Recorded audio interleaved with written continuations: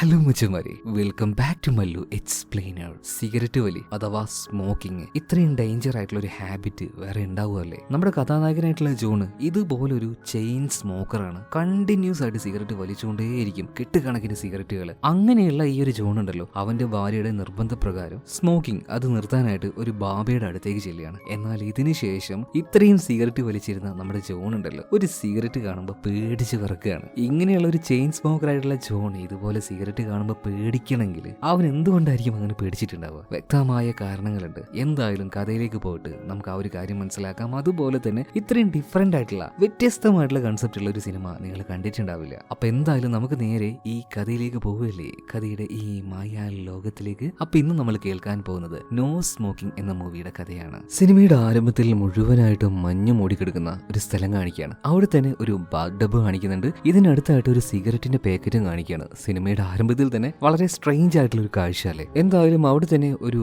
ചെറിയ ബങ്കറിന്റെ ഉള്ളിലായിട്ട് നമ്മുടെ കഥാനായകനായിട്ടുള്ള ജോണിനെ പൂട്ടി വെച്ചിരിക്കുകയാണ്. അതുപോലെ തന്നെ പുറത്ത് കാവലിനായിട്ട് പട്ടാളക്കാരുണ്ട്, അവരുടെ കയ്യിൽ തോക്കുകൾ വരെ ഉണ്ട്. എന്തായാലും ഇപ്പൊ രാവിലെ എഴുന്നേറ്റപാട് തന്നെ ജോണിന് സിഗരറ്റ് വലിക്കാനായിട്ട് ഭയങ്കരമായിട്ട് വെമ്പല് വന്നുകൊണ്ടിരിക്കുകയാണ്. അപ്പൊ ഇതുപോലെ ഒരു പട്ടാളക്കാരനോട് ഒരു സിഗരറ്റ് ചോദിച്ചപ്പോൾ ഇതിന് നേരെ നോക്കിയിട്ട് ഈ പട്ടാളക്കാരൻ ഫയർ ചെയ്യാണ്. പക്ഷെ എന്തൊക്കെ തന്നെ സംഭവിച്ചാലും നമ്മുടെ ജോണിന് സിഗരറ്റ് ഇല്ലാതെ പറ്റില്ല കേട്ടോ. അവന്റെ ഓരോ നിമിഷവും സിഗരറ്റ് ഇല്ലാതെ മുന്നോട്ടേക്ക് പോവില്ല.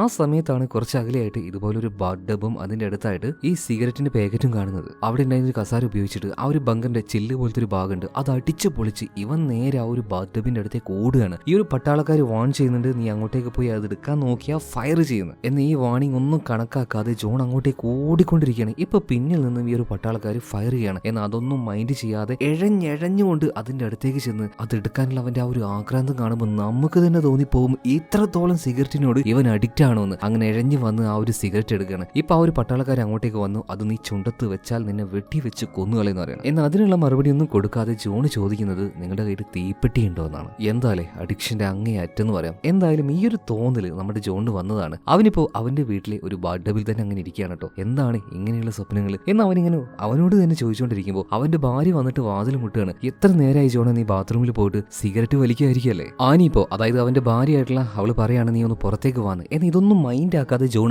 വീണ്ടും മറ്റൊരു സിഗരറ്റ് എടുത്ത് വലിക്കുകയാണ്. എന്തായാലും കുറച്ച് കഴിഞ്ഞപ്പോൾ അവനൊരു ഡോക്ടറുടെ അടുത്തേക്ക് ചെല്ലുന്നുണ്ട്. ഇപ്പൊ കണ്ട ആ ഒരു സ്വപ്നം ഉണ്ടല്ലോ, അത് ഈ ഇടക്കായിട്ട് ഇടക്കിടക്ക് കാണാറുണ്ട്. ഇതേ സമയത്തിന് ഡോക്ടർ പറയണ, ഡാ നീ ഇടക്കിടക്ക് കാണാറുള്ള ആ ഒരു സ്വപ്നത്തിൽ ഒരു ബാത്ത് ടബും അതുപോലെ തന്നെ ഒരു സിഗരറ്റും അല്ലേ നീ കാണാറ്? എപ്പോഴും പോയിട്ട് ആ ഒരു സിഗരറ്റ് അല്ലേ എടുക്കല്? ഇനി ഒരു തവണയെങ്കിലും ആ ഒരു ബാത്ത് ടബിലേക്ക് ചാടാൻ വേണ്ടി നീ ഒന്ന് ശ്രമിച്ചു നോക്ക്.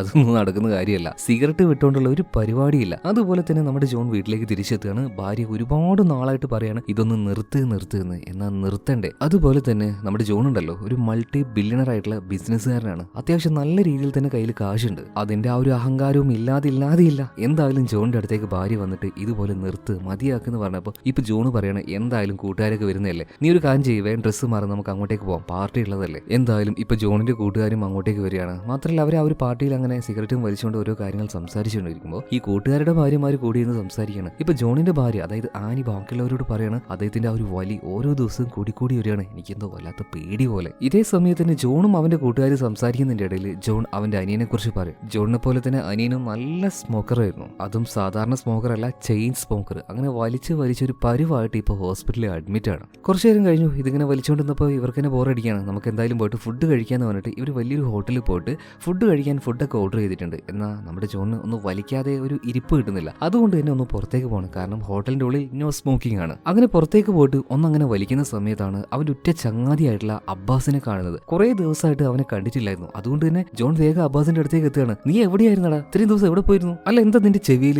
എന്തോ ഒരു സാധനം, ഒരു ഹെഡ്സെറ്റ് പോലെ വെച്ചിട്ടുണ്ട്, പിന്നെ കയ്യിൽ ഗ്ലൗസ് ഒക്കെ ഇട്ടിട്ട് എന്താടാ ആകെ കൂടി നിനക്കൊരു മാറ്റം എന്നിങ്ങനെ അബ്ബാസിനോട് നമ്മുടെ ജോൺ ഇങ്ങനെ ചോദിക്കുമ്പോൾ അബ്ബാസ് പ്രത്യേകിച്ചൊന്നും പറയുന്നില്ല. അതൊന്നും ഇല്ലടാ, ചെറിയൊരു ആക്സിഡന്റ് അത് സംഭവിച്ചു, അത്ര തന്നെ. ബാബാ നമുക്ക് ഒരുമിച്ചൊരു സിഗരറ്റ് വലിക്കാം, കുറെ നാളായില്ലേ എന്ന് പറഞ്ഞിട്ട് അവനോട് പറയുമ്പോൾ വേണ്ടാ, എനിക്ക് വേണ്ടാന്ന് പറയണം. ഇപ്പൊ ജോൺ വീണ്ടും നിർബന്ധിക്കണം, അവൻ വേണ്ടാന്ന് പറയുന്നുണ്ട്. ഇതേ സമയത്ത് തന്നെ അങ്ങോട്ടേക്ക് ജോണിനെ നോക്കിയിട്ട് അവന്റെ ഭാര്യ ആനി വരുന്നുണ്ട്. ആനി വന്നിട്ട് അബ്ബാസ് ചേട്ടാ നിങ്ങളെന്താ എവിടെയായിരുന്നു ഇത്രയും ദിവസം? കാണാനില്ലായിരുന്നല്ലോ, എന്താ പറ്റിയത്? കയ്യിലൊക്കെ ഒരു ഗ്ലൗസ് ഒക്കെ ഇട്ടിന്. ഇതേ സമയത്ത് തന്നെ അബ്ബാസ് പറയുന്നത് അത് പിന്നെ ഒരു ആക്സിഡന്റ് സംഭവിച്ചു, എന്റെ 2 വിരൽ അറ്റുപോയി. അതുകൊണ്ട് തന്നെ ആ ഒരു വിരലില്ലാത്തതുകൊണ്ട് ഞാനിപ്പോ വലിക്കാറുമില്ല, അങ്ങനെ നിർത്തിയത് കൊണ്ട് തന്നെ അതിനോട് വലിയ താല്പര്യമില്ല എന്ന് ജോണ് പറയണത്. അതൊന്നും പറഞ്ഞാൽ പറ്റില്ല എന്ന് പറഞ്ഞിട്ട് ഇവനെ നിർബന്ധിക്കുകയാണ്. ദേഷ്യം വന്ന് ഈ അബ്ബാസ് പെട്ടെന്ന് ജോണിനെ തള്ളി മാറ്റുകയാണ്. ഞാനല്ലേ പറഞ്ഞത് എനിക്ക് സിഗരറ്റ് വേണ്ടാന്ന്. അബ്ബാസ് പെട്ടെന്ന് ഇങ്ങനെ പ്രതികരിച്ചപ്പോൾ ജോൺ ഞെട്ടിപ്പോകുന്നുണ്ട്. ഇവനേക്കാൾ വലിയ വലിക്കാരനായിരുന്നു ഈ അബ്ബാസ്. ശരിക്കും ജോണിനെ ജോണിനേക്കാൾ കൂടുതലായിട്ട് ഞെട്ടിയത് ജോണിന്റെ ഭാര്യയായിട്ടുള്ള ആനിയായിരുന്നു. ഒരു തരിപ്പിൽ അവളിങ്ങനെ നിൽക്കുകയാണ്. എന്നിട്ട് ഈ അബ്ബാസിന്റെ അടുത്തേക്ക് വേഗം പോയിട്ട് ചോദിക്കുകയാണ്, ചേട്ടാ നിങ്ങൾ എങ്ങനെ ഈ സ്മോക്കിംഗ് നിർത്തിയെന്ന് ചോദിക്കുന്നുണ്ട്. അപ്പൊ അബ്ബാസ് അവൾക്കൊരു കാർഡ് എടുത്തു കൊടുക്കണം. ദാ ഇങ്ങോട്ടേക്ക് അവനെ കൊണ്ടുപോയാൽ മതി എന്ന് പറയാണ്. ഇങ്ങനെ ആനിയോട് സംസാരിച്ചതിന് ശേഷം ഈ അബ്ബാസ് ഉണ്ടല്ലോ ആ ഹോട്ടലിൽ തന്നെ കുറച്ച് സ്ട്രേഞ്ച് ആയിട്ട് നിൽക്കുന്ന ഒരു കറുത്ത കണ്ണാടിയെല്ലാം ധരിച്ച ഒരാളുണ്ടായിരുന്നു. ഇയാളുടെ അടുത്തേക്ക് ചെന്നിട്ട് ഞാൻ വലിച്ചിട്ടില്ല, അവൻ എന്നെ കൊണ്ട് നിർബന്ധിച്ചിട്ട് ആ ഒരു സിഗരറ്റ് എന്റെ ചുണ്ടത്ത് വെക്കാൻ നോക്കിയതാ, ഞാൻ വലിച്ചിട്ടില്ല എന്ന് ഭയങ്കര പേടിയോട് കൂടിയിട്ട് ഇയാളോട് പറയാണ്. ശരിക്കും ആരാണ് ഇയാള്?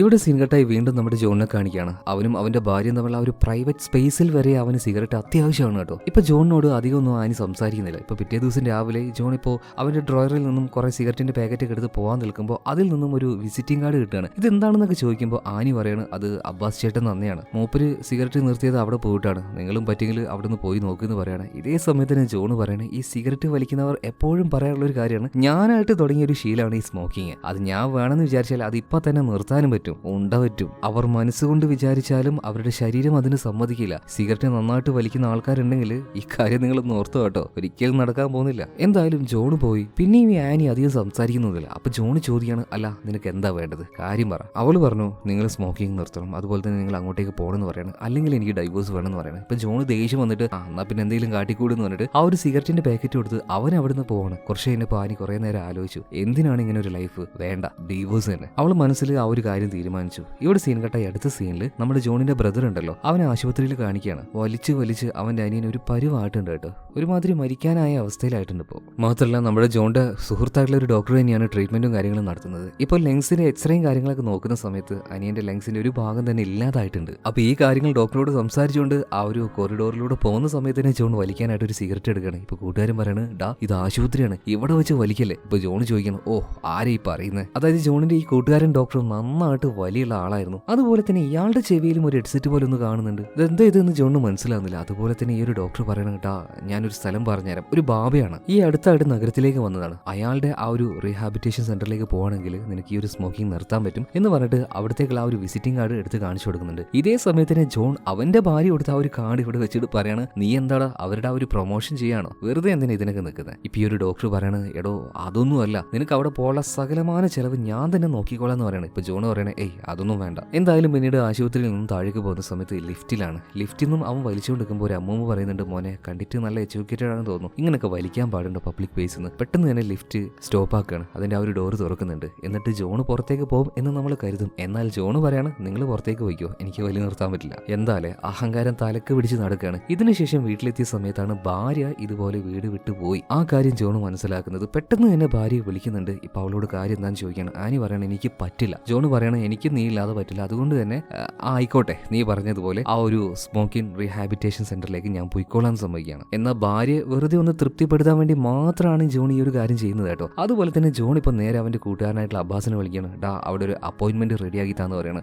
എന്നാൽ ഇത് കേട്ട സമയത്ത് തന്നെ അബ്ബാസിന് ഭയങ്കരമായിട്ട് സന്തോഷവും, ആ ജോണെ ഞാൻ ഇപ്പൊ തന്നെ അപ്പോയിന്റ്മെന്റ് ശരിയാക്കാന്ന് പറയാണ്. പിന്നീട് അബ്ബാസ് കോൾ കട്ട് ചെയ്ത് നേരെ ആ ഒരു ബാബയുടെ ഓഫീസിലേക്ക് വിളിക്കുകയാണ്. കോൾ എടുക്കുന്നത് കുറെ ഫർദയല്ലേട്ട കുറെ സ്ത്രീകളായിരുന്നു. ഇതുപോലെ ജോണിന്റെ പേരിൽ ഒരു അപ്പോയിന്റ്മെന്റ് എടുക്കുകയാണ്. ഇത് എടുത്തതിന് ശേഷം ഈ ഒരു അബ്ബാസ് ചോദിക്കുന്നുണ്ട്, അപ്പൊ പിന്നെ എന്റെ വിരലിന്റെ കാര്യം അതിൽ എന്താ ചെയ്യാൻ പറ്റുക എന്നിങ്ങനെ ആ സ്ത്രീയോട് ചോദിക്കുമ്പോൾ ആ സ്ത്രീ പറയാണ്, ആദ്യം അവന് ഇവിടെ വന്നിട്ട് ഒപ്പിടട്ടെ, എന്നിട്ട് നമുക്ക് തീരുമാനിക്കാം. ശരിക്കും ഈ ജോണിനെ അവിടെ ചേർക്കുന്നതുമായിട്ട് ഈ അബ്ബാസിന്റെ വിരലുകൾക്ക് എന്താണ് ബന്ധം അറിയില്ല കേട്ടോ. എന്തായാലും ജോണിന് അപ്പോയിന്റ്മെന്റ് കിട്ടിയല്ലോ. നേരെ ഇപ്പൊ അങ്ങോട്ടേക്ക് പോവാണ്. അവിടെ എത്തി നോക്കുമ്പോൾ ഒരുമാതിരി പഴയ സാധനങ്ങളൊക്കെ വെക്കുന്ന ഒരുമാതിരി ഒരു ബസാർ പോലെ. പിന്നെ അവർ കൊടുത്ത അഡ്രസ്സിലേക്ക് അവൻ പോയി നോക്കുമ്പോൾ കുറെ കാർപ്പറ്റുകളൊക്കെ വെക്കുന്ന ഒരു ബായിയുടെ ഷോപ്പായിരുന്നു. ബായി ആണെങ്കിൽ ചിരിക്കുന്നൊന്നുമില്ല കേട്ടോ, ഭയങ്കര ഗൗരവത്തിലിരിക്കുകയാണ്. ഇപ്പൊ ഈ ബായിയോട് ഇത് തന്നെയാണോ ആ ഒരു ബാബയുടെ റീഹാബിറ്റേഷൻ സെന്റർ ചോദിക്കുമ്പോൾ ബാബ അവനെ തന്നെ ഇങ്ങനെ നോക്കുകയാണ്. ഇതിനുശേഷം ബാബയുടെ ആ ഒരു പഴയ മേശ തുറക്കുമ്പോൾ ഭയങ്കര ഹൈടെക് ആയിട്ടുള്ള ഒരു സിസ്റ്റം അതിൽ കാണുന്നുണ്ട്. അതിൽ നമ്മുടെ ജോണിന്റെ കൈ വെക്കാൻ പറയാണ്. അങ്ങനെ കൈ വെക്കുന്ന സമയത്ത് അവൻ എത്ര കാലമായിട്ട് സ്മോക്ക് ചെയ്യുന്നുണ്ട്, അവന്റെ സകലമായ വിവര പട്ടിക മീൻസ് അവന്റെ ബയോ എല്ലാം അതിലുണ്ടായിരുന്നു കേട്ടോ. ശരിക്കും നമ്മുടെ ജോൺ ആകെ അത്ഭുതപ്പെട്ടു പോയി. മാത്രമല്ല പിന്നീട് ജോണിനെയും കൂട്ടിക്കൊണ്ട് അവിടെ ഉണ്ടായിരുന്ന ഒരു ചെറിയ ബങ്കറിന്റെ അടുത്തേക്ക് ചെല്ലുകയാണ്. അതായത് ഒരു ഡോർ തുറന്നപ്പോൾ താഴേക്ക് വലിയൊരു വഴി, താഴേക്ക് പോയാൽ മതി എന്ന് പറയാണ്. അങ്ങനെ താഴേക്ക് പോകുന്നു അതാ ഓരോ നിലകൾ താണ്ടി പോകുമ്പോൾ കുറെ സ്ത്രീകളൊക്കെ ഇരിക്കുന്ന കാണുന്നുണ്ട്. ഇത് തന്നെയാണ് ബാബയുടെ ആ ഒരു സ്ഥലം ചോദിക്കുമ്പോൾ അവർ താഴേക്ക് പോയിക്കോ എന്ന് പറയാണ്. അങ്ങനെ പോയി ലാസ്റ്റ് ഒരു സ്ഥലത്തേക്ക് എത്തി. അവിടെ നോക്കുമ്പോൾ ഒരു ഫർദയായിട്ട് സ്ത്രീയെ കാണാണ്. അപ്പൊ ഈ സ്ത്രീയെ വിളിച്ചാണ് അബ്ബാസ് അപ്പോയിന്റ്മെന്റ് എടുത്തത്. അപ്പൊ ഈ ഒരു സ്ഥലമൊക്കെ ഭയങ്കര വിചിത്രമായി കണ്ടതുകൊണ്ട് തന്നെ ഇപ്പൊ ജോൺ ചോദിക്കുകയാണ്, ഇതൊക്കെ എന്താണ്? ഇപ്പൊ ആ ഒരു സ്ത്രീ പറയാണ്, നിങ്ങളൊന്നും മിണ്ടാതെ ഇങ്ങോട്ടേക്ക് വന്നേന്ന് പറഞ്ഞിട്ട് ജോണിനെയും കൂട്ടിക്കൊണ്ട് ആ ഒരു സ്ത്രീ പോകുമ്പോൾ അവിടെ തന്നെ ജയിൽ പോലെയുള്ള ഓരോ മുറികൾ കാണുകയാണ്. വല്ലാത്തൊരു അവസ്ഥയിൽ കുറെ ആൾക്കാർ അതിന്റെ ഉള്ളിലുണ്ട്. അവർ നമ്മുടെ ജോണിനെ അങ്ങനെ നോക്കുകയാണ്. എന്തായാലും ഇതിനുശേഷം മറ്റൊരു മുറിയിലേക്ക് നമ്മുടെ ജോണിനെ കൊണ്ടുവരുത്തുന്നുണ്ട്. അവിടെ എന്താ പറയാ, ഹൈറ്റ് കുറഞ്ഞ കുറേ മനുഷ്യന്മാരും അതുപോലെ തന്നെ നോർമൽ ആയിട്ടുള്ള ആൾക്കാരും എല്ലാം കാണുമ്പോൾ തന്നെ ഒരു സ്ട്രേഞ്ച് ആയിട്ടുള്ള വ്യത്യസ്തമായിട്ടുള്ള ആൾക്കാരായിട്ട് തോന്നുന്നുണ്ട്. പിന്നെ ആ റൂമിലെ തന്നെ ചുമരിൽ കുറെ ശില്പങ്ങൾ കാണുകയാണ്. ഒരുപാട് ആൾക്കാർ അലറി കരയുന്നത് പോലെയുള്ള ശില്പങ്ങൾ. പിന്നെ അവിടെ തന്നെ വലിയൊരു ഫോട്ടോയും കാണുകയാണ്, ഒരു താടിക്കാരനായിട്ടുള്ള ഒരു മനുഷ്യന്റെ. അപ്പൊ ഇതാണോ ആ പറഞ്ഞ ബാബ എന്ന് വരെ നമ്മുടെ ജോൺ ചിന്തിക്കുകയാണ്. കുറച്ച് കഴിഞ്ഞപ്പോൾ ഒരു മുറിയിൽ നിന്നും എന്തോ ഒരാളുടെ കരച്ചിൽ കേൾക്കാണ്. ആ കരച്ചിൽ കേട്ടതിന് ശേഷം അതിന്റെ ഉള്ളിൽ നിന്നും മറ്റൊരാൾ പുറത്തേക്ക് വരുന്നുണ്ട്. അപ്പൊ ഇയാളെ കണ്ടപാട് തന്നെ ജോൺ മനസ്സിലായി ഇവിടുത്തെ കാര്യങ്ങളൊക്കെ നിയന്ത്രിക്കുന്ന ആ ആളാണിതെന്ന്. തൽക്കാലം ഇയാളെ നമുക്ക് ബാബ എന്ന് വിളിക്കാം. ഇപ്പൊ ബാബ വന്നിട്ട് ജോണിനോട് പറയാണ്, ബാബയുടെ അനുഗ്രഹത്താൽ നിങ്ങളുടെ ഈ ഒരു സ്മോക്കിംഗ് തീർച്ചയായിട്ടും നിൽക്കും. അപ്പൊ നമ്മുടെ ജോൺ ചോദിക്കുന്നുണ്ട്, അല്ല നിങ്ങൾ എങ്ങനെയാണ് ആൾക്കാരെ കൊണ്ട് ഈ ഒരു ഹാബിറ്റ് നിർത്തുന്നത്? തോക്ക് കാണിച്ച് ഭീഷണിപ്പെടുത്തിക്കൊണ്ടാണ് എന്നൊരു പുച്ഛഭാവത്തിൽ ജോൺ ചോദിക്കുമ്പോൾ ഈ ബാബയും കൂടെ ഉണ്ടായിരുന്ന ആൾക്കാരും വായ പൊത്തിച്ചിരിക്കാണ്. ചെറുക്കാനൊന്നും അറിയില്ല തോന്നുന്നു, അധികം വൈകാതെ എല്ലാം മനസ്സിലാകും. അതായത് തോക്ക് കാണിച്ച് ഭീഷണിപ്പെടുത്തലൊക്കെ അത് പണ്ടത്തെ പരിപാടി, അതിനേക്കാൾ മികച്ചതായിട്ടുള്ള പരിപാടി ഞങ്ങളുടെ കയ്യിലുണ്ട് എന്ന രീതിയിലാണ് ഒന്ന് പരിഹസിച്ച് ജീവിച്ചത്. മാത്രമല്ല അതിനുശേഷം വലിയൊരു പുസ്തകം അങ്ങോട്ട് കൊണ്ടുവന്നിട്ട് പറയാണ്, ഇതാണ് ഞങ്ങളുടെ എഗ്രിമെന്റ് ബുക്ക്, മുഴുവനായിട്ടും വായിച്ചിട്ട് സൈൻ ചെയ്താൽ മതി എന്ന് പറയുന്നത്. ബുക്കാണെങ്കിൽ നോക്കുമ്പോൾ അലാക്കിന്റെ വലുപ്പം, വായിച്ച് തീരാൻ തന്നെ കുറെ ദിവസങ്ങൾ എടുക്കും. അപ്പൊ ജോണ് പറയണം, ഇതിന്റെ ഷോർട്ട് ഫോം ഒന്നുമില്ലേ? ആ ഷോർട്ട് ഫോം ഉണ്ട്. ഇപ്പൊ ഒരു പേപ്പറിന്റെ അരക്കഷ്ണമായിട്ട് എന്തോ ചില ലെറ്റേഴ്സ് ചെയ്തിട്ട് അവന് കൊടുക്കാൻ. അത് വായിച്ചു നോക്കുമ്പോൾ നിങ്ങൾ സ്വയം ഇഷ്ടപ്രകാരമാണ് ഇങ്ങോട്ടേക്ക് വന്നത്, അല്ലാതെ ആരും നിർബന്ധിച്ചിട്ടല്ല. എന്തായാലും ഇതിനുശേഷം നിങ്ങൾക്കോ നിങ്ങളുടെ കുടുംബത്തിനോ എന്തെങ്കിലും സംഭവിച്ചാൽ അതിന് ഞങ്ങൾ ഉത്തരവാദിയല്ല എന്നുള്ള രീതിയിൽ ഒരു എഗ്രിമെന്റ്. ഇത് വായിച്ചപ്പോൾ തന്നെ ജോണ് ചോദിക്കുകയാണ്, നിങ്ങൾ എന്തെന്നൊക്കെ എഴുതി വെച്ചിനെ? എനിക്കിതിലൊന്നും ഒപ്പിടാൻ പറ്റില്ല. ഇപ്പൊ ബാബ പറയണു, ഓഹോ അങ്ങനെയാണോ, ഡാ പിള്ളേരൊന്നും വന്നേ, നമ്മുടെ ചെറുക്കനെ കാര്യങ്ങളൊക്കെ ഒന്ന് കാണിച്ചു കൊടുത്തേന്ന് പറയുന്നത്. കുറച്ച് ആളുകൾ വരികയാണ്. ഇപ്പൊ നമ്മുടെ ജോണിനെ പൊക്കി എടുത്തുകൊണ്ട് പോയിട്ട് അവിടെ ഉണ്ടായിരുന്ന നീളത്തിൽ ഒരു ഡബ്ബയിലേക്ക് ഒരു ഒറ്റ ഇറങ്ങറിയാണ്. എന്നിട്ട് ഒരു സ്വിച്ച് ഇട്ടപ്പോൾ ഇത് താഴേക്ക് താന്നു പോകുന്നുണ്ട്. അടുത്ത സീനിൽ ഒരു മയക്കത്തിൽ കിടക്കുന്ന ജോണിനെ കാണിക്കുകയാണ്. ജോണിന്റെ അടുത്തേക്ക് ഇപ്പൊ ബാബ വന്നിട്ട് സ്പിരിച്വൽ ആയിട്ടുള്ള ഓരോ കാര്യങ്ങൾ പറയാണ്. അതായത് നമ്മുടെ ആത്മാവ്, അതായത് ഉള്ളിലെ ആ ഒരു ശക്തി തീരുമാനിച്ചാലേ നമുക്ക് ഈ ഒരു ശീലത്തെ നിർത്താൻ കഴിയുള്ളൂ. ഇങ്ങോട്ടേക്ക് വന്ന ഒരാൾ പോലും ഇങ്ങനെ നിർത്താതെ പോയിട്ടില്ല സ്മോക്കിംഗ്, അവരത് നിർത്തിയിരിക്കും. അങ്ങനെ ഓരോ കാര്യങ്ങൾ ബാബ ഇങ്ങനെ ജോണിനോട് പറയുമ്പോൾ ജോൺ വിചാരിക്കുകയാണ്, എന്തെങ്കിലും ആവട്ടെ ഒപ്പിട്ട് തൽക്കാലം എങ്ങനെയെങ്കിലും ഇവിടുന്ന് രക്ഷപ്പെടാന്ന്. അങ്ങനെ ഈ ഒരു ബാബ ആ ഒരു എഗ്രിമെന്റ് കൊടുക്കാണ്. അതിൽ ഈ ജോൺ ഒപ്പിടുന്നുണ്ട്. അടുത്ത നിമിഷം തന്നെ ഒരു ചെക്ക് ലീഫ് ഈ ജോണ് കൊണ്ടേ കൊടുക്കാണ്. ദാ ഇത് ഫീസാണെന്ന് പറയാണ്. ആ ഒരു എമൗണ്ട് നോക്കിയപ്പോൾ ജോൺ ഞെട്ടിപ്പോയി. എന്ത് 21 ലക്ഷം രൂപയോ? ഇപ്പൊ ബാബ പറയാണ്, മോനെ ആ ഒരു തുക മുഴുവനായിട്ട് നോക്ക്, 21,10,113 രൂപ പ്ലസ് 1 രൂപ. ആ 1 രൂപ മാത്രം മതി എനിക്ക് എന്റെ ഫീസായിട്ട്. ഇത് കണ്ടപ്പോ തന്നെ ജോൺ പറയണു, ഓഹോ നിങ്ങൾ അങ്ങനെയുള്ള ടീമാണല്ലേ, ഇതുപോലെ ഓരോ തട്ടിപ്പും പറഞ്ഞിട്ട് ആൾക്കാരുടെ കയ്യിൽ നിന്നും കാശ് തട്ടാനായിട്ട്. ഏയ് അങ്ങനെയൊന്നുമല്ല മോനെ, ഈ കാശ് മുഴുവൻ ഞങ്ങൾ ചാരിറ്റിക്ക് വേണ്ടിയാണ് ഉപയോഗിക്കുന്നത്. എന്നിതൊന്നും കേട്ട് നമ്മുടെ ജോണിന് വിശ്വാസമാവുന്നില്ല. ഇതേ സമയത്ത് തന്നെ ബാബ പറയാണ്, ഞാൻ നിന്നെ ഒരു കാര്യം കാണിച്ചു തരാം. ഇപ്പൊ ബാബയുടെ കൂടെ ഉണ്ടായിരുന്ന ഒരു ഹൈറ്റ് ഇല്ലാത്ത ഒരാളുണ്ടല്ലോ, ഇയാൾ ഒരു പ്രത്യേക മുറിയിലേക്ക് പോവാണ്. അവിടെ വെച്ച് തന്നെ കുറേ കേസറ്റുകൾ ഉണ്ട്. അതിൽ നിന്നും ഒരെണ്ണെടുത്ത് ഇങ്ങോട്ടേക്ക് കൊണ്ടുവന്നിട്ട് അത് പ്ലേ ചെയ്തിട്ട് നമ്മുടെ ജോണിന് കാണിച്ചു കൊടുക്കുകയാണ്. നോക്കുമ്പോൾ എന്നു മുതലാണോ നമ്മുടെ ജോണ് സ്മോക്കിംഗ് ആരംഭിച്ചത് അതുപോലെയുള്ള അവന്റെ ഓരോ കാര്യങ്ങൾ, അവന്റെ അനിയന് പറ്റിയ ആരോഗ്യ പ്രശ്നങ്ങൾ, അവന്റെ ഫാമിലി പ്രോബ്ലം, അതുപോലെ തന്നെ സ്മോക്കിങ്ങിന് വേണ്ടി അവൻ ചെലവഴിച്ച ഓരോ കാശും, ഓരോ സിഗരറ്റിന്റെ പൈസ, ലൈറ്ററിന്റെ കാശ്, അങ്ങനെയുള്ള ഓരോ എക്സ്പെൻസും കാൽക്കുലേറ്റ് ചെയ്ത് അവന്റെ സ്മോക്കിങ്ങിന് വേണ്ടി മാത്രം അവൻ ചെലവഴിച്ചത് ഏകദേശം 43 ലക്ഷം രൂപയുടെ മുകളിലാണ്. അപ്പൊ അതിന്റെ നേർപകുതിയായിട്ട് ഒരു തുക ഞങ്ങൾക്ക് തന്നൂടെ, അത് ഞങ്ങൾ ചാരിറ്റി ആയിട്ട് ഉപയോഗിച്ചൂടെ? ഇതെല്ലാം കേട്ട സമയത്ത് ജോണ് പറയാണ്, നിങ്ങളുടെ തട്ടിപ്പോ അടവൊക്കെ അവിടെ വെച്ചോ, ഇതിലൊന്നും ഞാൻ വീഴാൻ പോകുന്നില്ല, ഞാൻ ഇവിടുന്ന് പോകാന്ന് പറഞ്ഞിട്ട് ജോൺ ഇപ്പോൾ ആ ഒരു സ്ഥലത്ത് നിന്ന് പുറത്തേക്ക് ഇറങ്ങാൻ നോക്കുകയാണ്. അങ്ങനെ ആ ഒരു വരാന്തയിലൂടെ നടക്കുന്നുണ്ട്. ഇതിങ്ങനെ നടന്ന് പോവാന്നല്ലാതെ പുറത്തേക്ക് എത്തുന്നില്ല.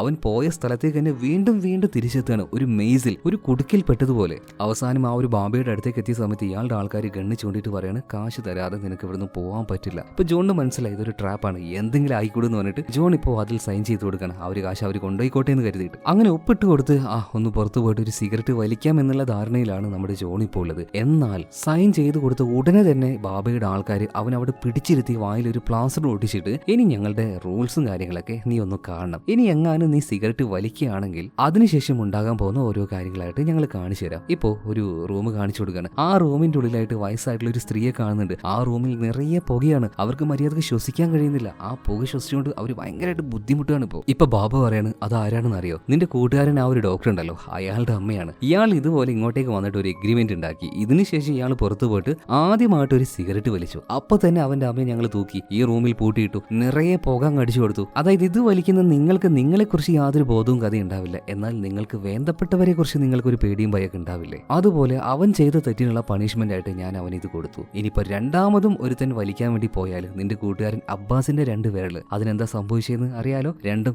ഞങ്ങൾ തന്നെ മുറിച്ചെടുത്തതാണ്. ആ ഒരു വീഡിയോ കാണിച്ചു കൊടുക്കാണ്. ഇപ്പൊ ജോണിനോട് പറയാണ്, നീ ആദ്യമായിട്ട് പോയിട്ട് സിഗരറ്റ് വലിക്കുകയാണെങ്കിൽ ആദ്യം നിന്റെ അനിയനെ തൂക്കും, ഇതുപോലെ പുക മാത്രമുള്ള റൂമിൽ പൂട്ടിയിടും. രണ്ടാമത് നീ വലിക്കാൻ നോക്കിയിട്ടുണ്ടെങ്കിൽ ഇതുപോലെ നിന്റെ വിരലുകൾ മുറിച്ചെടുക്കും. എന്നാൽ മൂന്നാമത് നീ ഇങ്ങനെ നോക്കുകയാണെങ്കിൽ നിന്റെ ഭാര്യയെ ഞങ്ങൾ ഇങ്ങോട്ടേക്ക് ഇങ്ങോട്ടേക്ക് തട്ടിക്കൊണ്ടുവരും. അവൾ എന്തെങ്കിലും ചെയ്തു കളയും. അതും കഴിഞ്ഞ് 4ാമതാകുന്ന സമയത്ത് നിന്റെ അമ്മയെ ഞങ്ങൾ തൂക്കും.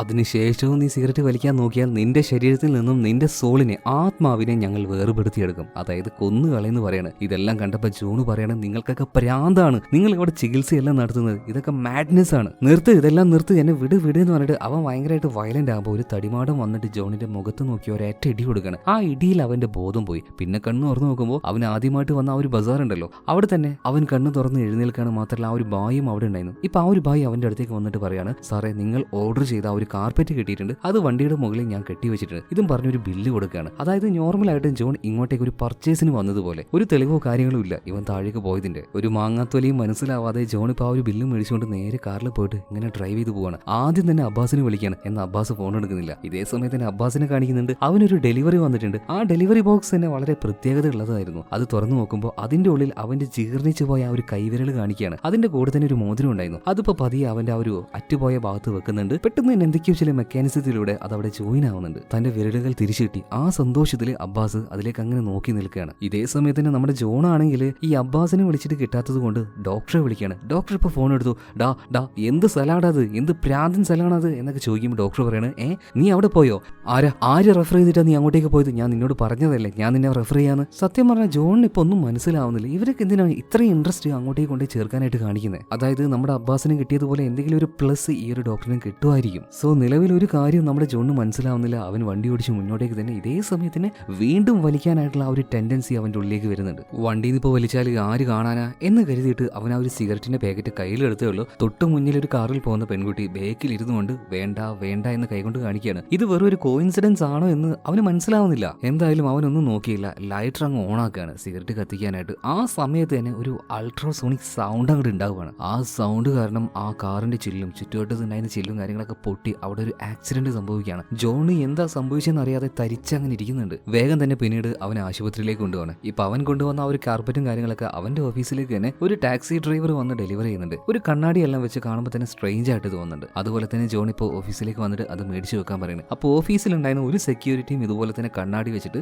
സ്ട്രേഞ്ച് ആയിട്ട് തോന്നുക. അപ്പൊ അയാളുടെ അടുത്തേക്ക് ചെന്നിട്ട് നീ ആരാ, ആ ബാബയുടെ ആളല്ലെന്ന് ചോദിക്കുമ്പോൾ അല്ല സാറേ ഞാൻ ഇവിടുത്തെ സെക്യൂരിറ്റിയാ. ഇതിനുശേഷം ഓഫീസിലേക്ക് പോകാൻ വേണ്ടി നേരെ മുകളിലേക്ക് പോകുമ്പോൾ അതാണ്ട് അവിടെ നിൽക്കുന്നു കണ്ണാടിയിട്ട ഒരു പ്രത്യേകതരം ആള്. ഇയാൾക്കും ചൂടാവാണ്. ഇയാൾ പറയണ ഞാൻ ഇന്റർവ്യൂവിന് വന്നതാണ്, നിങ്ങൾ ഈ പറയുന്ന ബാബിയൊന്നും എനിക്കറിയില്ല. ആകെ കൂടെ കൺഫ്യൂഷനായ ജോൺ നേരെ ഓഫീസിൽ പോയിട്ടിരിക്കുകയാണ്. ഭാര്യയോട് കാര്യങ്ങളൊക്കെ പറയുന്നുണ്ട്. അപ്പൊ അവര് പറയണത് ഇതൊക്കെ നിങ്ങളുടെ തോന്നലാന്നേ. പിന്നീട് ജോൺ നേരെ വിളിക്കുന്നത് അബ്ബാസിന്റെ അടുത്താണ്. അബ്ബാസെ നീ എന്നെ ചതിക്കുകയായിരുന്നല്ലേ, എന്തോന്ന് ട്രാപ്പാടാ, അതിലാ ഞാൻ പോയി പെട്ടിരിക്കുന്നത്. അപ്പൊ അബ്ബാസ് പറയണത് നീ പേടിക്കൊന്നും വേണ്ട, എല്ലാം നിന്റെ നല്ലതിന് വേണ്ടിയിട്ടാണ്. എന്തായാലും വൈകുന്നേരമായപ്പോൾ ഈ അബ്ബാസിനെ കാണാനായിട്ട് ജോൺ പോവാണ്. രണ്ടുപേരും ഒരു ബാറിൽ പോയിട്ട് ചെറുതായിട്ടൊന്നും മദ്യപിക്കുന്നുണ്ട്. മാത്രമല്ല ഇവരുടെ പഴയ കാര്യങ്ങളൊക്കെ സംസാരിക്കുകയാണ്. ചെറുപ്പത്തിൽ ഈ അബ്ബാസിന്റെ വീട്ടിൽ വെച്ചാണ് ജോൺ അവന്റെ ആ ഒരു സ്മോക്കിംഗ് സ്റ്റാർട്ട് ചെയ്യുന്നത്. രണ്ടുപേരും പോയിട്ട് ബാത്റൂമിൽ ഒരുമിച്ച് നിന്നാണ് സിഗരറ്റ് വലിച്ചു തുടങ്ങിയത്. അപ്പൊ ആ ഒരു പഴയ കാര്യങ്ങളൊക്കെ ഇവർ അങ്ങോട്ടും ഇങ്ങോട്ടും സംസാരിക്കുകയാണ്. എന്നാൽ നിലവിൽ അബ്ബാസ് ഇപ്പൊ ഏകദേശം നിർത്തിയതുപോലെയാണ്. ജോണിനാണെങ്കിൽ വലിക്കാനായിട്ട് പറ്റുന്നുമില്ല. വലിക്കാൻ നോക്കിയാൽ എന്തെങ്കിലുമൊക്കെ ഒരു പ്രശ്നം അപ്പം ഉണ്ടാവും. അതുപോലെ വീട്ടിലെത്തി ബാത്ടബിലേക്ക് ഒന്ന് കളിക്കാൻ കിടക്കുന്ന സമയത്ത് ആനിയെ വിളിച്ചിട്ട് എന്റെ അക്കൗണ്ടിൽ നിന്ന് ഇതുപോലെ 21,00,000 രൂപ നഷ്ടപ്പെട്ടിട്ടുണ്ടോ എന്ന് ചോദിക്കുമ്പോൾ ആനി പറയണ പോയിട്ടുണ്ടല്ലോ. അപ്പൊ തന്നെ ജോണിന് കാര്യം മനസ്സിലായി. ഇത് വെറും ഒരു തട്ടിപ്പ് ഗ്യാങ്ങൊന്നുമല്ല. കറക്റ്റായിട്ട് അവർക്ക് വ്യക്തമായ പദ്ധതിയും കാര്യങ്ങളുണ്ട്. അപ്പോൾ സിഗരറ്റ് വലിക്കാതിരിക്കാനാണെങ്കിൽ ജോണിന് പറ്റുന്നില്ല. അതിനു വേണ്ടി തന്നെ അവനൊരു ഐഡിയ കണ്ടുപിടിക്കുകയാണ്. ഇനിയിപ്പോൾ വീട്ടിലിരുന്നോ ഈ നാട്ടിലിരുന്നോ ഈ രാജ്യത്തിലിരുന്നോ വലിച്ചാലല്ലേ ഇവരെ അറിയാൻ പോകുന്നുള്ളൂ. ഏതെങ്കിലും ഒരു നാട്ടിലേക്ക് പോയിട്ട് അവിടെ പോയിട്ടൊന്ന് വലിക്കാൻ അവൻ തീരുമാനിക്കുകയാണ്. സോ ആ പോകാൻ പോകുന്ന നാട് അവന് വരെ അറിയില്ല. ലാസ്റ്റ് സമയത്തെ അവൻ അത് അറിയുള്ളൂ. എന്തായാലും ആ കാര്യങ്ങളൊക്കെ റെഡി ആയിട്ട് ഇപ്പൊ അവസാനം ജോൺ നോക്കുമ്പോൾ അത് നൈജീരിയ ആയിരുന്നു. അവനിപ്പോ ഒരുപാട് കാശെല്ലാം സ്പെൻഡ് ചെയ്തുകൊണ്ട് നേരെ അവിടെ എത്തുകയാണ്. അവിടെ തന്നെ ഒരു മരുഭൂമിയിലെത്തി ഒരാള് അവൻ അവിടെ ഇറക്കി വിട്ട് അവിടുന്ന് പോകുന്നുണ്ട്. അയാൾ പോയി കഴിഞ്ഞപ്പോൾ ജോൺ അവന്റെ പോക്കറ്റിൽ നിന്നും സിഗരറ്റിന്റെ പാക്കറ്റ് എടുക്കുകയാണ്. ചുറ്റും നോക്കുന്നുണ്ട്, ഇനി ആര് കാണാനാ. ഇതും പറഞ്ഞ ആ ഒരു ധൈര്യത്തിൽ അവനത് കത്തിക്കാൻ നിൽക്കുമ്പോൾ ഫോൺ റിങ് ചെയ്യുന്ന ശബ്ദം കേൾക്കുകയാണ്. അവന്റെ കയ്യിലാണെങ്കിൽ ഫോണും ഇല്ല. ഇപ്പൊ പെട്ടെന്ന് അവന്റെ കാലിന്റെ ചുവട്ടിലായിട്ട് ഒരു ഈ ഡ്രെയിനേജ് പൈപ്പിന്റെ മൂടിയൊക്കെ ഉണ്ടാവില്ലേ, അതുപോലെ ഒന്ന് തുറന്നു വരികയാണ്. അതുപോലെ തന്നെ അതിന്റെ പുറത്തെ ആ ഒരു സിമ്പിൾ നോക്കിയേ.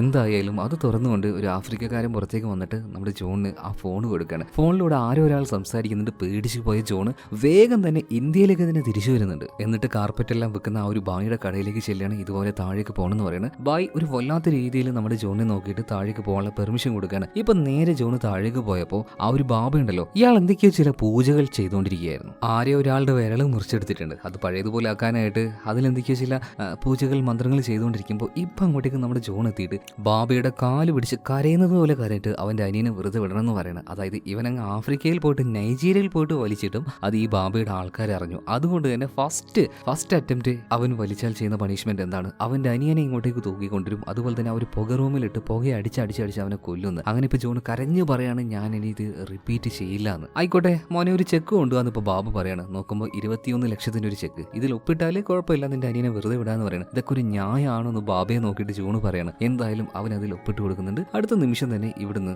ജോണിന്റെ അനിയനെ കൊണ്ടുവന്നുണ്ട്. വേഗം തന്നെ ജോണ് അവന്റെ ഫ്രണ്ട് ഉണ്ടല്ലോ, ഒരു ഡോക്ടറെ വിളിച്ചു നോക്കുമ്പോൾ അവൻ ഓൾറെഡി ഹോസ്പിറ്റലിലേക്ക് എത്തിയിട്ടുണ്ട്. എങ്ങനെയാണ് ഇത്രയും ഫാസ്റ്റ് ആയിട്ട് കാര്യങ്ങൾ നടക്കുന്നത്? അവനൊന്നും മനസ്സിലാവുന്നില്ല. അപ്പൊ അവന്റെ കൂട്ടുകാരനായിട്ടുള്ള ഡോക്ടറോട് തന്നെ ഈ ഒരു കാര്യങ്ങൾ ചോദിക്കുമ്പോൾ ഇതിനെക്കുറിച്ച് പോയി അന്വേഷിച്ചിട്ടുണ്ടെങ്കിൽ ഒരു പിടുത്തവും കിട്ടില്ല. അവരുടെ ആൾക്കാർ എല്ലായിടത്തും ഉണ്ട്. അതുകൊണ്ട് കൂടുതലായിട്ടൊന്നും അന്വേഷിക്കാൻ നിൽക്കേണ്ട, ആ ഒരു വലിയ അങ്ങ് നിർത്തിയേക്ക്. അതല്ലാതെ മറ്റൊരു മാർഗ്ഗമില്ല. ഇതേ സമയത്ത് തന്നെ നമ്മുടെ ജോൺ ഒരു കാര്യം കാണുന്നുണ്ട്. അതായത് ഈ ഹോസ്പിറ്റലിൽ ഈ വെന്റിലേറ്ററും അതുപോലെ തന്നെ പ്രധാന ഭാഗങ്ങളൊക്കെ ഓൾറെഡി ഈ ഹോസ്പിറ്റലിന് വേണ്ടി ഡൊണേറ്റ് ചെയ്തത് ബാബയാണ്. അതായത് ബാബ പറഞ്ഞത് സത്യമാണ്. ഇവർ ഈ കൊടുക്കുന്ന ഫണ്ടും കാര്യങ്ങളൊക്കെ ഉപയോഗിച്ചുകൊണ്ട് ബാബയുടെ ആൾക്കാരും കൂടെ ചാരിറ്റി തന്നെയാണ് ചെയ്യുന്നത്. സോ ഒരു കാരണവശാലും അവരുടെ കണ്ണ് വെട്ടിക്കാൻ പറ്റില്ല എന്ന് മനസ്സിലായ ജോണ് തൽക്കാലത്തേക്ക് വലിയ നിർത്താൻ തീരുമാനിക്കുകയാണ്. എന്ന് ഈ കമ്പനിയിലെ പല ജോലിക്കാരും വലിക്കുന്നുണ്ട്. സോ ഇതെല്ലാം കാണുമ്പോൾ ജോണ് ഭയങ്കരമായിട്ട് ഒരു ടെംപ്ടേഷൻ വരുന്നുണ്ട്. അതുകൊണ്ട് തന്നെ ഈ ഓഫീസിൽ മുഴുവനായിട്ടും നോ സ്മോക്കിംഗ് ബോർഡുകൾ ഒട്ടിച്ചു വെക്കുകയാണ്. ഇപ്പൊ അവന്റെ ഉള്ളിൽ രണ്ട് തരം ഫ്രസ്ട്രേഷനാണ്. അതായത് അവനൊരാൾ കൺട്രോൾ ചെയ്യുന്നുണ്ട്, അതിന്റെ പുറമെ ഈ സിഗരറ്റ് വലിക്കാനും പറ്റുന്നില്ല. പിന്നീട് കുറച്ച് കഴിഞ്ഞപ്പോൾ അവന്റെ കൂട്ടുകാരന്റെ വക പബ്ബിൽ വെച്ച് എന്തോ ഒരു പാർട്ടി നടക്കുന്നുണ്ട്. അപ്പൊ ജോൺ അവന്റെ ഭാര്യയും കൂട്ടി നേരെ അങ്ങോട്ടേക്ക് ചെല്ലുകയാണ്. അതായത് ഇവന്റെ കൂട്ടുകാരൻ പുതിയൊരു സിഗാറിന്റെ കമ്പനി തുടങ്ങിയിരിക്കുകയാണ്. അപ്പോൾ അതിന്റെ ആ ഒരു ഉദ്ഘാടനവും അല്ലെങ്കിൽ അതിന്റെ ആ ഒരു സെലിബ്രേഷനും കാര്യങ്ങളൊക്കെയാണ് ഇവിടെ നടക്കുന്നത്. അപ്പോൾ ഫസ്റ്റ് പാക്കറ്റ് തന്നെ നമ്മുടെ ജോണിന് കൊടുക്കാനും മാത്രമല്ല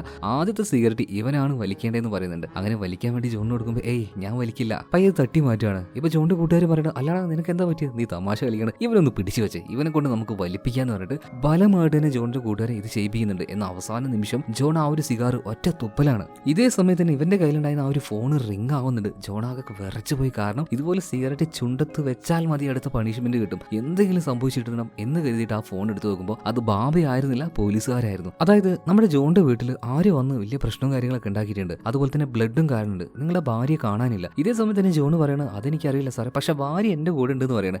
അതിന് സാധ്യതയില്ല. അല്ല സാറേ എന്റെ കൂടെ ഉണ്ടെന്ന് പറഞ്ഞിട്ട് നമ്മുടെ ജോണ് നോക്കുമ്പോൾ അവളെ കാണാനില്ല. ഇപ്പൊ നേരെ വീട്ടിലേക്ക് ചെന്ന് നോക്കുമ്പോൾ അവിടെ നിറയെ രക്തമാണ്. അതുപോലെ തന്നെ കുറെ സാധനങ്ങൾ നശിപ്പിക്കപ്പെട്ടിട്ടുണ്ട്. ഇപ്പൊ ജോണ് പറയണ സാറേ ഇതൊന്നും ഞാനല്ല ചെയ്യുന്നത്. ഇപ്പൊ പോലീസുകാർ പറയണ വെറുതെ നാടകം കളിക്കാൻ നിൽക്കണ്ട, നീ എല്ലാം ഇത് ചെയ്തിട്ട് വേറെ ആരുടെങ്കിലും തലയിൽ ഇടാൻ വേണ്ടി നീ നോക്കണ്ട. ഇതേ സമയത്തിന് ജോൺ അവന്റെ കയ്യിലുണ്ടായിരുന്ന ആ ഒരു ബാബയുടെ റീഹാബിറ്റേഷൻ സെന്റർ ഉണ്ടല്ലോ, അതിന്റെ ആ ഒരു കാർഡ് കാണിച്ചു കൊടുത്തിട്ട് പറയണ സാറേ എല്ലാം അതിനും കാരണക്കാർ ഇവരാണ്, ഞാൻ വേണമെങ്കിൽ ഇപ്പൊ സാറിന് പ്രൂഫ് തരാന്ന് പറഞ്ഞിട്ട് ജോൺ വേഗം തന്നെ അവരുടെ ആ ഒരു കോൾ സെന്ററിലേക്ക് വിളിക്കാണ്. ഇപ്പൊ പർദ്ദയല്ലാട്ട് ആ ഒരു സ്ത്രീ കോൾ കൊണ്ടിട്ട് നേരെ ഈ ബാബയ്ക്ക് കൊടുക്കുന്നുണ്ട്. ഇതേ സമയത്ത് ഈ ബാബയാണെങ്കിൽ ഏതോ ഒരു സ്ത്രീയെ ഒരു സ്ട്രെച്ചറിൽ കെടുത്തിക്കൊണ്ട് അവരുടെ മുഖത്തൊക്കെ എന്തോ ക്രൂരമായിട്ട് ചെയ്തുകൊണ്ടിരിക്കുകയായിരുന്നു. ഇപ്പൊ ബാബയെ നമ്മുടെ ജോൺ വിളിച്ച് സംസാരിക്കുകയാണ്. ബാബ നിങ്ങൾ ഒന്നുകൂടെ ആ ഒരു വീഡിയോ കാര്യങ്ങൾ കണ്ടുനോക്ക്, ഞാൻ ആ ഒരു സിഗരറ്റ് വലിക്കാൻ ശ്രമിച്ചിട്ടില്ല, അവർ ബലമായിട്ട് അതിന്റെ ചുണ്ടത്ത് വെച്ച് തന്നെയാണ്. ഇതേ സമയത്തിന് ബാബ പറയാണ് ഞങ്ങൾക്ക് അത്ര വിശ്വാസം ഇല്ലല്ലോ, എന്നാലും നീ പറഞ്ഞല്ലേ ഒന്നുകൂടെ ചെക്ക് ചെയ്ത് നോക്കാന്ന് പറഞ്ഞിട്ട് ആ ഒരു ഹൈറ്റ് ഇല്ലാത്ത ആളുണ്ടല്ലോ ഇയാളുടെ അടുത്ത് ഒന്നും കൂടെ ആ ഒരു വീഡിയോ ചെക്ക് ചെയ്ത് നോക്കാൻ പറയണം. നോക്കുമ്പോൾ ഇതുപോലെ തന്നെ ബലമായിട്ട് അവന്റെ ചുണ്ടിൽ വെച്ച് കൊടുത്തതായിരുന്നു. അപ്പൊ ഈ ഒരു കാര്യം വന്നിട്ട് ബാബയോട് പറയുന്നുണ്ട്, ബാബ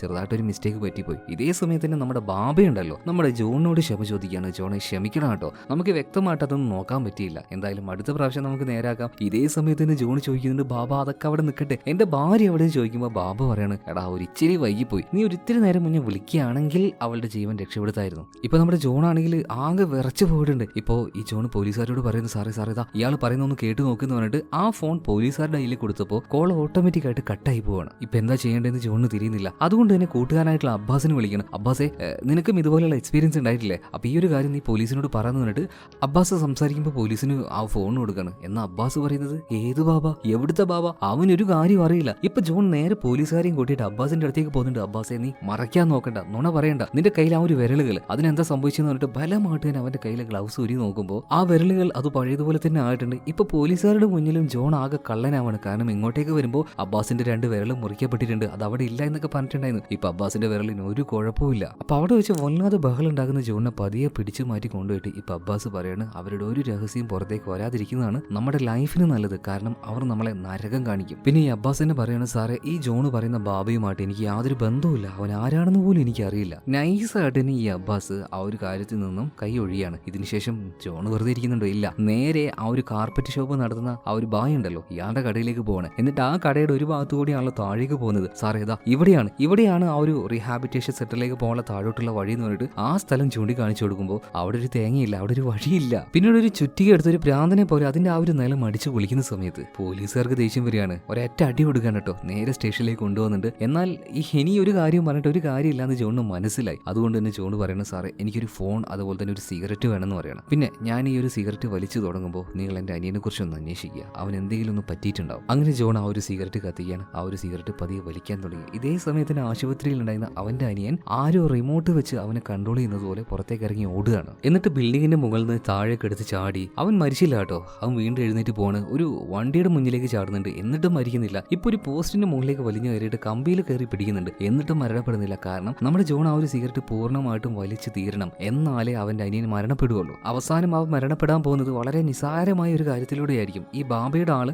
ഒരു പഴം കഴിച്ച് അതിന്റെ ആ ഒരു തൊലിയിടും, അതിൽ ചവിട്ടി വീണായിരിക്കും മിക്കവാറും അവൻ മരിക്കാൻ പോകുന്നത്. അങ്ങനെ അവസാനം പോലീസുകാർ വിളിച്ചു നോക്കിയപ്പോൾ സിഗരറ്റ് ജോൺ വലിച്ചു കഴിയുകയും ചെയ്തു. അതുപോലെ തന്നെ അവന്റെ അനിയൻ ആത്മഹത്യ ചെയ്തു എന്നുള്ള ആ ഒരു വിവരവും കിട്ടുകയാണ്. എന്നാൽ ജോൺ പറയാണ് സാറേ അതൊരു ആത്മഹത്യയല്ല, കൊലപാതകമാണ്. എന്നാൽ പോലീസുകാർ പറയണം നിന്റെ അനിയൻ മരിക്കുന്നതിന് മുന്നേ ആയിട്ട് സൂയിസൈഡ് നോട്ട് എഴുതി വെച്ചിട്ടുണ്ട്. അത് ഏത് ഭാഷയിലാണെന്ന് ചോദിക്കുമ്പോൾ അത് ഹിന്ദിയിലായിരുന്നു. എന്നാൽ അവന് ഹിന്ദി അറിയില്ല, ജർമ്മനിയിൽ പുറത്തു പോയി പഠിച്ച ആളാണ് അവന് ഈ ലാംഗ്വേജ് ഒന്നും അറിയില്ല എന്ന് ജോൺ പറയണം. എന്നാൽ പോലീസുകാർ ഇതൊന്നും വിശ്വസിക്കുന്നില്ല. അതായത് അവന്റെ ഭാര്യയെ കാണാതായതിന്റെ പേരിൽ കൊന്നു എന്ന് കരുതിയിട്ട് പോലീസുകാർ ഇപ്പോൾ ജോണിനെ സെല്ലിന്റെ ഉള്ളിൽ അടച്ചിടുകയാണ്. നോക്കുമ്പോൾ അതിന്റെ അടിയിൽ നിറയെ വെള്ളമാണ്. അപ്പൊ ജോൺ ഇങ്ങനെ പറയുന്നത് സാറേ എന്നെ ഇവിടെ നിന്ന് മാറ്റിത്താ, ഇതിന്റെ അടിയിൽ നിറയെ വെള്ളമാണ്. അപ്പൊ പോലീസുകാർ പറയുന്നത് എന്നാ പിന്നെ നീ ആ ഒരു വെള്ളത്തിൽ മുങ്ങി ചത്തേക്കളാണ്. അധികം വൈകിയില്ല, അതിൽ ആ ഒരു വെള്ളം കൂടിക്കൂടി വരികയാണ്. അവൻ അതിലേക്ക് വീണു. പെട്ടെന്ന് തന്നെ അവന്റെ ബോധം പോയി. പിന്നീട് കണ്ണു ഓർക്കുമ്പോൾ അവന്റെ വീട്ടിലെ ബഡ്ഡബിലായിരുന്നു. അതായത് ഇത്രയും നേരം വന്നു പോയതൊക്കെ എന്തോ ഒരു വലിയ ഇലൂഷൻ ആണെന്ന് അവൻ മനസ്സിലായി. മാത്രമല്ല അവന്റെ മുറിയുടെ പുറത്തേക്ക് വന്ന സമയത്ത് ആ ഒരു ബാബയുടെ ആ ഒരു എന്താ പറയാ റൂൾ ബുക്ക് ഉണ്ടല്ലോ, അത് ഇങ്ങോട്ടേക്ക് വന്നിട്ടുണ്ട്. അത് പൂർണ്ണമായിട്ടും അവൻ ഇരുന്ന് അങ്ങനെ വായിക്കാൻ തുടങ്ങുകയാണ്. ഒരുപാട് നേരം മെനക്കെട്ട് അവസാനം അതിലൊരു പോയിന്റ് അവന് കാണാൻ കഴിഞ്ഞു. അതായത്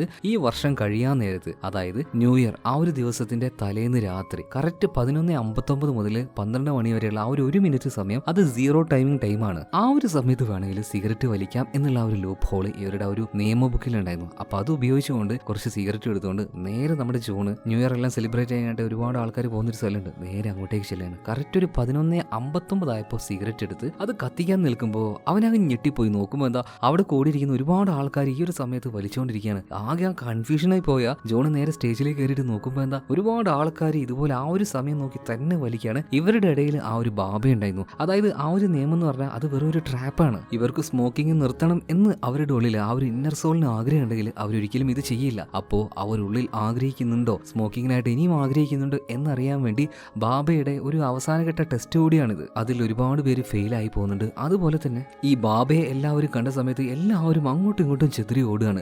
എന്നാൽ നമ്മുടെ ജോൺ ഉണ്ടല്ലോ സിഗരറ്റ് വലിച്ചില്ല. കാരണം അവൻ ആ ഒരു അമ്പരപ്പിലായിരുന്നല്ലോ. പെട്ടെന്ന് തന്നെ ഇവിടുന്ന് ബ്ലാങ്ക് ഔട്ട് ആവുകയാണ്. അടുത്ത സീനിൽ അവൻ കണ്ണു തുറക്കുമ്പോൾ കഥയുടെ ആരംഭത്തിൽ ഇടയ്ക്കിടയ്ക്ക് അവൻ കാണാറുള്ള ആ ഒരു സ്വപ്നം ഉണ്ടല്ലോ, അതായത് മഞ്ഞ പ്രദേശത്തിൽ ഒരു ബാഡ് ഡബ്, അവിടെ കുറെ പട്ടാളക്കാർ, അങ്ങനെയുള്ള ആ ഒരു സ്ഥലത്തേക്ക് അവനിപ്പോൾ റിയൽ ആയിട്ട് എത്തുകയാണ്. പിന്നീട് ആ ഒരു സ്വപ്നത്തിൽ കാണുന്നത് പോലെ തന്നെ പട്ടാളക്കാരനോട് സിഗരറ്റ് ചോദിക്കുന്നുണ്ട്. പട്ടാളക്കാരനാണെങ്കിൽ ദേഷ്യത്തിൽ ഇവന് നേരെ വെടിവെക്കാണ്. അതായത് ആ ഒരു പലക കേട്ട്. ഇതിനുശേഷം ജോൺ നോക്കുമ്പോൾ ബാഡ് ഡബ് കാണാണ്. അതുപോലെ തന്നെ അതിന്റെ തൊട്ടടുത്തായിട്ട് സിഗരറ്റിന് ഒരു പാക്കറ്റ് ഉണ്ട്. അവനൊന്നും നോക്കിയില്ല, ഒരു കസാര എടുത്ത് ആ ഒരു ചില്ല അടിച്ചു പൊളിച്ച് നേരെ സിഗരറ്റിന്റെ പാക്കറ്റിന്റെ അടുത്തേക്ക് ഓടിക്കൊണ്ടിരിക്കുകയാണ് കേട്ടോ. പിന്നാലെ തന്നെ പട്ടാളക്കാർ വെടിവെച്ചുകൊണ്ടിരുന്നുണ്ട്. ഇന്ന് ഇതൊന്നും മൈൻഡ് ആക്കാതെ ജോൺ നേരെ ആ ഒരു പാക്കറ്റിന്റെ അടുത്തേക്ക് എത്തി. എന്നാൽ ഇത്തവണ ആ ഒരു പാക്കറ്റ് അവൻ എടുത്തില്ല. അന്ന് ആ ഒരു ഡോക്ടർ പറഞ്ഞതുപോലെ ഒരു തവണയെങ്കിലും നീ ആ ഒരു ബാഡ് ഡബിലേക്ക്, അത് ആ ഒരു വെള്ളത്തിലേക്ക് ഇറങ്ങി നോക്ക്, സിഗരറ്റിനെ അവോയ്ഡ് ചെയ്തിട്ട്. ആ പറഞ്ഞതുപോലെ തന്നെ ജോൺ ആ ഒരു വെള്ളത്തിലേക്ക് ചാടിയപ്പോൾ എന്തോ ഒരു കുളത്തിലേക്ക് വീണതുപോലെ അവന് ഫീൽ ആവുകയാണ്. നോക്കുമ്പോൾ ഭയങ്കരമായിട്ടുള്ള ആഴവും അതുപോലെ തന്നെ ഈ ഒരു ബാഡ് ഡബിന്റെ അടിഭാഗത്ത് ഒരു ഹോൾ പോലെ കാണുന്നുണ്ട്. അവൻ എന്തായാലും ഈ ഒരു ട്രാപ്പിൽ നിന്ന് രക്ഷപ്പെടാനായിട്ട് ആ ഹോളിന്റെ അടുത്തേക്ക് പോവാണ്. അതിലൂടെ അവനിപ്പോൾ പുറത്തേക്ക് വരുന്നുണ്ട്. പിന്നീട് കണ്ണു തുറക്കുമ്പോൾ എല്ലാവരും, അതായത് ഒരുമാതിരി ജയിലിൽ നിൽക്കുന്നത് പോലെ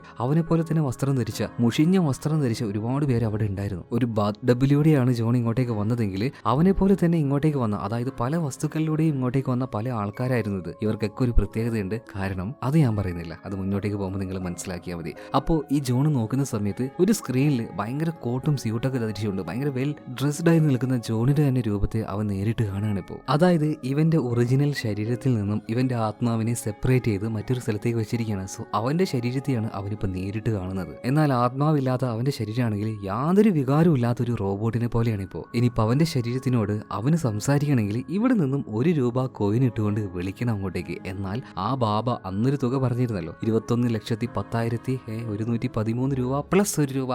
ആ ₹1 എനിക്ക് മതി എന്ന് പറഞ്ഞില്ലേ, ആ ₹1 ഇതുവരെയായിട്ടും അവൻ കൊടുത്തിട്ടില്ല. അതുകൊണ്ട് തന്നെ അവന്റെ ശരീരത്തിനോട് സംസാരിക്കാനായിട്ട് ജോണിന് പറ്റുന്നുമില്ല. ഇതേ സമയത്ത് തന്നെ ജോണിന്റെ ആ ഒരു ബോഡി ഉണ്ടല്ലോ ഇപ്പൊ നേരെ ഭാര്യയായിട്ടുള്ള ആനിയുടെ അടുത്തേക്ക് ചെല്ലുകയാണ്. ആനിയുടെ കൂടെ തന്നെ ഒരു പുതിയ ഡോക്ടർ ഇപ്പോൾ വന്നിട്ടുണ്ട്. ആ ഡോക്ടർ മറ്റാരുമല്ല, ആ ഒരു ബാബ തന്നെയാണ്. ഓരോ കാര്യങ്ങൾ സംസാരിക്കുന്നതിന്റെ ഇടയിൽ ഇപ്പോൾ ഈ ജോൺ ഇങ്ങനെ പറയുന്നുണ്ട്, അത് യാതൊരു വികാരവും ഇല്ലാതെ എന്നോട് ആരോ സംസാരിക്കാൻ ശ്രമിക്കുന്നത് പോലെ എനിക്ക് തോന്നുന്നുണ്ട്. ഇതേ സമയത്ത് തന്നെ ആ ഒരു ബാബ ഡോക്ടറുടെ വേഷത്തിൽ വന്നിട്ടില്ലേ, ഒരു സിഗരറ്റ് എടുത്തുകൊണ്ട് ജോണിന് കൊടുത്തിട്ട് പറയാണ്, സിഗരറ്റ് വേണോ, സിഗരറ്റ് വലിക്കുന്നോ, ഒന്ന് വലിച്ചു നോക്കുന്നോ, എന്നാ വേണ്ട എന്ന് തന്നെ ജോണ് പറയാണ്. അതായത് ഇത് ഒരു അവസാനത്തെ ടെസ്റ്റ് ആയിരുന്നു. അവന്റെ ആ ഒരു ശരീരം തന്നെ അതിനെ വേണ്ടാന്ന് വെച്ചിരിക്കുകയാണ്. അതിന്റെ മേലെ യാതൊരു കൺട്രോളും ഇപ്പൊ ജോണിന്റെ ആത്മാവിനില്ല കേട്ടോ. അതുപോലെ തന്നെ ഡോക്ടർ ഒരു കാര്യം ചോദിക്കുന്നുണ്ട്, എന്തായാലും നീ ഇത് നിഷേധിച്ചല്ലേ, ഒരു കാര്യം കൂടെ നീ എനിക്ക് തരാണ്ട്, അവസാനത്തെ ആ ഒരു കൂലി 1 രൂപ അത് ഇതുവരെയായിട്ടും തന്നിട്ടില്ല. ഇപ്പൊ ജോൺ ആ 1 രൂപ ഡോക്ടറിന് കൊടുക്കുകയാണ്. അതേ സമയത്ത് തന്നെ ഡോക്ടർ ഇപ്പോൾ ഫോൺ വിളിച്ച് പറയുന്നുണ്ട്, ആരെ, ആ ഒരു ആത്മാക്കളെയൊക്കെ പൂട്ടി വെച്ചിട്ടുള്ള ആ ഒരു സ്ഥലം ഉണ്ടല്ലോ, അവിടെയുള്ള ആളോട് ജോണിനോട് അവന്റെ ബോഡിയോട് സംസാരിച്ചു എന്ന് പറയാൻ വേണ്ടി പറയണം. അതായത് ജോണിന്റെ ആത്മാവിന് ഇനി അവന്റെ ശരീരത്തിനോട് സംസാരിക്കാനും കമ്മ്യൂണിക്കേറ്റ് ചെയ്യാനും പറ്റും. ഇതേ സമയത്താണ് ആ ഒരു സെല്ലിന്റെ ഉള്ളിൽ നിന്നുകൊണ്ട് അവനൊരു കാര്യം കാണുന്നത്. സത്യം പറഞ്ഞാൽ ഈ ഒരു സെല്ല് എന്ന് വെച്ചാൽ